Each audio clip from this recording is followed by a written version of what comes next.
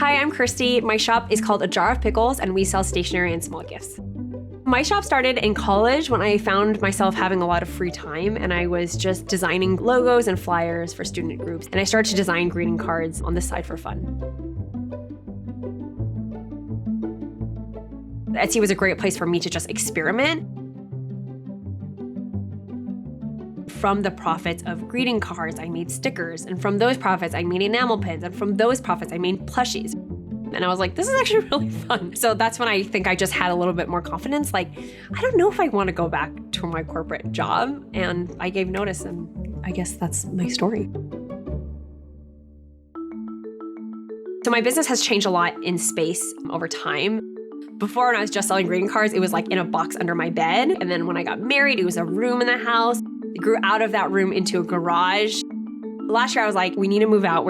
There's no more room. And then a couple weeks later, my parents said, what if you rent out the front of our house? Like, we barely use it. We can just clear it for you, all these things. And it just means a lot to me because I'm able to, pay them rent, but also see them, like have lunch with them sometimes. They worked so hard as immigrants from Taiwan in the 70s to create a different life for them and their future generations. I'm living out this creative dream that I have because of the stability that they provided me. This year and for the foreseeable future, I'm really enjoying growing the team. I love now having people to give me live feedback, for us to collaborate and build something together. I have a studio manager, so she handles all of receiving and inventory and space. She figured out where all the things were going on the shelf. We have a fulfillment person who does 99% of our orders. She packages them.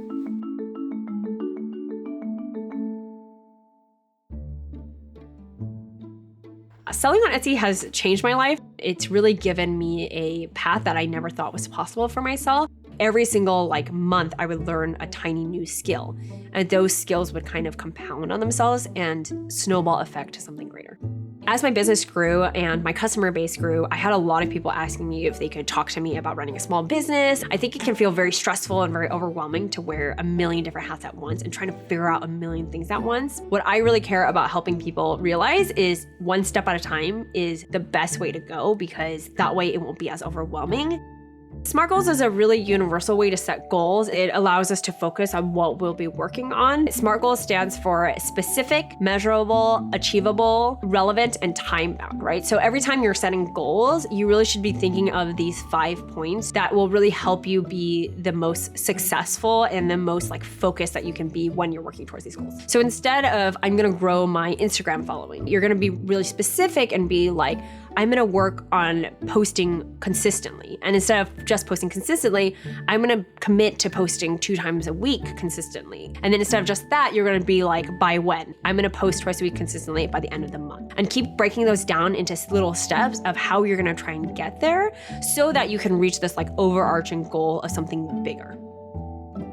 If you have a large dream as a small business owner or a maker, it's really just about those small steps that really, really add up. If you really keep at it and if you're really committed to following through on those small steps, you'll be very surprised to see where you are a year, 2 years, 3 years, 5 years later.